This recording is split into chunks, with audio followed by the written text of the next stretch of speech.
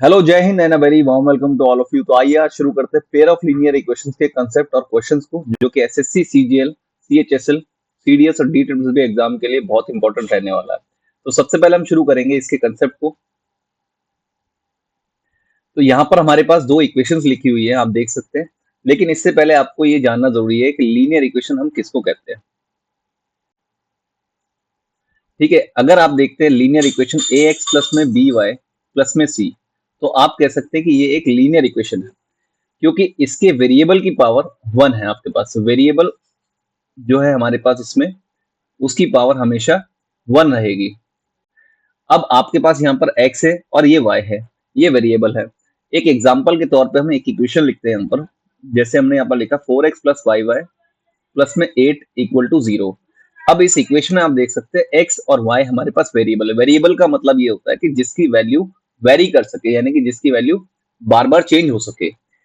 आप यहाँ पर देख सकते हैं कि x की वैल्यू अगर हम 1 रखते हैं तो यहाँ पर y की वैल्यू कुछ और आ जाएगी, 2 रखेंगे तो y की वैल्यू कुछ आएगी, 0 रखेंगे तो फिर y की वैल्यू कुछ और आ जाएगी। यानी कि लगातार इनकी वैल्यू वेरी करती है, इसलिए हम x और y को वेरिएबल कह सकते हैं। और जो ये 4 है, ये x का कोएफिशिएंट है, 5 है, ये y का कोएफिशिएंट है, और जो ये 8 है, ये एक फिक्स नंबर है, यानी कि ये एक कांस्टेंट है। ठीक है। अब इस तरह की अगर हमारे पास दो इक्वेशन मिल जाए तो हम उसको कहेंगे पेयर ऑफ लीनियर इक्वेशन। अब सबसे पहले आप यहाँ पर देखिए, इस इक्वेशन को ही देखिए सबसे पहले, कि अगर हमारे पास सिर्फ एक इक्वेशन दी गई हो तो उसके हमें कितने सॉल्यूशन मिल सकते हैं। आपसे पेपर में ये क्वेश्चन पूछा जाएगा, तो अगर हमारे पास सिर्फ एक इक्वेशन है तो उसके हमारे पास इनफाइनाइट सॉल्यूशन मिलेंगे। ठीक है। और दूसरी बात, आपने ये देखना है कि जब भी हम एक लीनियर इक्वेशन को प्लॉट करेंगे ग्राफ पर, जैसे आप देख सकते हैं कि अगर हमारे पास यहाँ पर एक्स एक्सिस है, इधर हमारे पास वाई एक्सिस है, और इस इक्वेशन को जब भी हम प्लॉट करेंगे ग्राफ पे, फॉर एग्जांपल ये इस तरह से जाएगा, तो ये एक स्ट्रेट लाइन में ही मूव करेगा हमेशा। ठीक है। अब हमारे पास वापस आते हैं, पेयर ऑफ लीनियर इक्वेशन के बारे में बात करें। जब हमारे पास दो अलग अलग तरह की इक्वेशन दी जाए, दोनों में एक्स और वाई है और एक फिक्स नंबर है, तो हम इसको कह सकते हैं यहाँ पर pair of linear equation with two variable. अब आपका ये कंसेप्ट बनता है, यहां से ये क्वेश्चन पूछा जाता है पेपर में कि हमारे पास दो इक्वेशन दी जाती है इस तरह की, और एग्जाम में ये पूछा जाता है कि इनके कितने सॉल्यूशंस बनते हैं। ठीक है। तो इसके लिए हम हमेशा क्या करेंगे, इनके जो ये a1 a2 b1 b2 और c1 c2 का हम रेशो ले लेंगे यहाँ पर। तो जो हमारे पास a1 अपॉन a2 है, b1 अपॉन में b2 है, और C1 अपॉन में C2 हम लेते हैं हमेशा। देखिए, अगर आपके पास ये आपस में इक्वल ना मिले तो हम ये कह सकते हैं कि इनका एक यूनिक सॉल्यूशन आएगा। यूनिक सॉल्यूशन आएगा, और ये किस तरह की लाइंस रहेंगी, ये इंटरसेक्टिंग लाइंस रहेंगी हमेशा। यानी कि दो लाइंस जब ये ड्रॉ करेंगे हम, तो ये दोनों किसी ना किसी पॉइंट पर एक दूसरे को इंटरसेक्ट करती हुई जाएंगी। ठीक है। तो पहली कंडीशन हमारे पास ये है। अब दूसरी कंडीशन अगर हम देखें, दूसरी कंडीशन में a1 अपॉन a2 बराबर होगा b1 अपॉन b2 के, लेकिन c1 अपॉन c2 बराबर नहीं होगा। तो इस केस में आप देख सकते हैं कि हमारे पास पैरेलल लाइंस होंगी।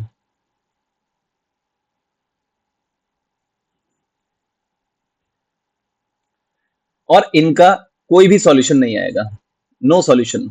इस केस में कोई भी सॉल्यूशन नहीं आएगा जब भी हमारे पास a1 अपॉन a2 और b1 अपॉन b2 बराबर होंगे और c1 अपॉन c2 बराबर नहीं हो। तो इस केस में दोनों लाइंस पैरेलल होंगी। जब भी हम इसको ड्रॉ करेंगे ग्राफ पर, तो ये दोनों लाइन आपस में पैरेलल आएंगी। तो आप इसको इस तरीके से समझ सकते हैं कि जब दो लाइन आपस में पैरेलल होंगी, यानी कि दो इक्वेशन आपस में पैरेलल होंगी, यानी कि इन दोनों के a1 अपॉन a2 और b1 अपॉन b2 आपस में इक्वल होंगे। तीसरा पॉइंट आप देख सकते हैं कि अगर हमारे पास a1 upon a2, b1 upon b2 और c1 अपॉन c2, ये तीनों का रेशो अगर ये बराबर आता है, तो हम इनको कहेंगे कोइंसिडेंट लाइंस। और इस केस में इनफाइनाइटली मेनी सॉल्यूशंस आएंगे। ठीक है। और इसको जब हम ड्रॉ करेंगे, तो आप देख सकते हैं जब हम इसको ड्रॉ करेंगे, सपोज यहां से यहां तक एक इक्वेशन ड्रॉ हो गई और दूसरी इक्वेशन यहीं से आगे कंटिन्यू हो जाएगी, तो ये दोनों इक्वेशन ऐसा लगेगा कि सेम ओरिजिन से आगे बढ़ी है। तो इसलिए हम इसको कह सकते हैं को इंसिडेंट लाइंस। ठीक है। ये हमारे पास सॉल्यूशंस बन के आते हैं तीन तरह के। एक बार आप देख लीजिए, फिर हम इसको आगे करते हैं।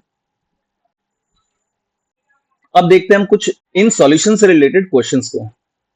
देखिए सबसे पहला क्वेश्चन हमें दिया गया है the pair of equations x plus 2y minus 5 equal to 0 and minus 4x minus 8y plus 20 equal to 0। इनमें हमें पूछा गया है कि कितने सॉल्यूशंस हो सकते हैं। तो आप देख सकते हैं यहाँ पर हमने दोनों इक्वेशन के कोफिशिएंट को कंपेयर करना है। यानी कि आप देख सकते हैं इस x के साथ कोई भी नंबर नहीं है, यानी कि यहाँ पर इसके साथ 1 है, और इस वाले x के साथ माइनस 4 है, तो इसके अपॉन में माइनस 4 आ गया। अब देखेंगे हम 2, और 2 के डिनोमिनेटर में हमारे पास माइनस 8 है। ठीक है, अब तीसरी वैल्यू हमारे पास क्या रहेगी, माइनस 5, और ये वैल्यू हो जाएगी हमारे पास इसके डिनोमिनेटर में 20, माइनस 5 अपॉन में 20। तो आप देख सकते हैं इसको भी हम कैंसिल आउट करेंगे, इसको भी हम कैंसिल आउट करेंगे, यानी कि 1/4, ये भी 1/4। तो आप देख सकते हैं तीनों की जो रेशियो है ये बराबर आ गई, 1/4 माइनस में इक्वल टू 1/4, ये भी माइनस में इक्वल टू 1/4, ये भी माइनस में। अब आपको ये पता है कि जब भी हमारे पास a1 upon a2, b1 upon b2, c1 upon c2 बराबर आता है, तो हम यहाँ पर ये कह सकते हैं कि ये कोइंसिडेंट लाइंस है, और कोइंसिडेंट लाइंस के हमेशा इनफाइनाइट सॉल्यूशंस होते हैं। तो आपका सही जवाब रहेगा इस क्वेश्चन का ऑप्शन सी। देखते हैं question number 2। For which value of k will the given pair of equations have no solution। अब यहाँ पर हमें साफ तौर पर बता दिया गया है कि नो सॉल्यूशन। देखिए नो सॉल्यूशन किस केस में आएगा, जब लाइंस पैरेलल होंगी। देखिए लाइंस पैरेलल कब होंगी, जब उनका a1 अपॉन a2 इक्वल होगा b1 अपॉन b2 के। ठीक है, तो हम ये यहाँ पर यूज करेंगे इन दोनों इक्वेशंस पे। तो a की वैल्यू हमारे पास यहाँ पर 3 है, और यहाँ पर a2 की वैल्यू हमारे पास 2k माइनस 1 है। b1 की वैल्यू हमारे पास यहाँ पर 1 है, क्योंकि y के साथ कोई भी नंबर नहीं है, तो हमने यहाँ पर लिख दिया। अब b2 हम देख सकते हैं k माइनस में 1, यहाँ पर हमने रखा k माइनस 1। अब हम यहाँ पर क्रॉस मल्टीप्लाई करेंगे तो 3k माइनस में 3 हो गया, ये जब इधर गया तो ठीक है, और ये जब वैल्यू इधर गई तो ये ऐसे कैसी रहेगी, यानी कि 2k माइनस में 1। अब जब हम इसे सॉल्व करेंगे आगे, तो यहाँ पर आप देख सकते हैं k वाले हम एक तरफ कर देंगे, यानी कि 3k माइनस में 2k equal to minus 1 plus में 3। तो ये बन जाएगा हमारे पास k इज इक्वल टू 2। तो इस क्वेश्चन का सही जवाब रहेगा ऑप्शन ए। देखते question number 3। If the lines 3x plus 2ky minus 2 equal to 0 and 2x plus 5y plus 1 equal to 0 are parallel, then what is the value of k। अब देखिए जब पैरेलल होगा तो उनका कोई भी सॉल्यूशन नहीं आएगा। ठीक है, तो हम क्या करेंगे, पैरेलल के केस में हमें पता है कि a1 अपॉन में a2 बराबर होता है b1 अपॉन में b2 के, यानी कि इनका रेशियो हमने लेना है। तो आप देख सकते हैं यहाँ पर x के साथ जो नंबर है ये हमारा a1 है, तो हमने सीधा सीधा यहाँ पर वैल्यू पुट करनी है सीधा।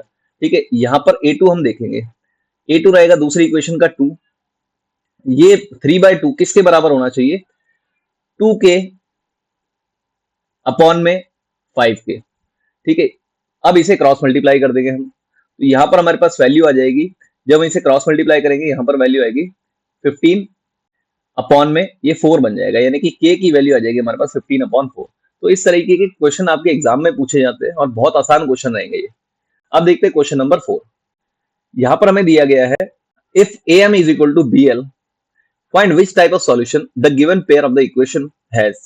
तो यहाँ पर हमारे पास दो इक्वेशन दी गई है, ax plus by equal to c, lx plus my is equal to n। यानी कि हम यहाँ पर इन दोनों इक्वेशन के x और y वेरिएबल के कोएफिशिएंट को रेशियो की फॉर्म में देखेंगे, फिर हम डिसाइड करेंगे कि ये किस तरह का सॉल्यूशन हमें देते हैं। ठीक है, यहाँ पर इस x का जो कोएफिशिएंट है वो a है हमारे पास, यहाँ पर इस x का कोएफिशिएंट हमारे पास l है, तो इसके अपॉन में हमने l लिख दिया। इस y का कोएफिशिएंट हमारे पास b है। ठीक है, इस y का कोएफिशिएंट हमारे पास m है। ठीक है, और c के अपॉन में हम लिख देंगे यहाँ पर n। अब हम इस इक्वेशन के हिसाब से डिसाइड करेंगे। हमें यहाँ पर गिवन है क्वेश्चन में am equal to B L. आप a के अपॉन में l लिख सकते हैं और b के अपॉन में m लिख सकते हैं, यानी कि a अपॉन में l equal to b upon में m हमें क्वेश्चन से मिल गया है। तो आप देख सकते हैं जब ये दोनों आपस में इक्वल है और इसके बारे में हमें कुछ पता नहीं है, यानी कि हम इसको नॉट इक्वल लिख सकते हैं।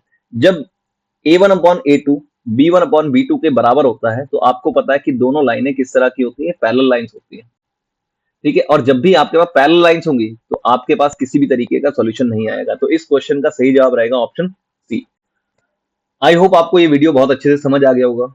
अगर आपको ये वीडियो अच्छा लगा तो जरूर लाइक करें, सब्सक्राइब करें एंड शेयर करें। Thank you so much.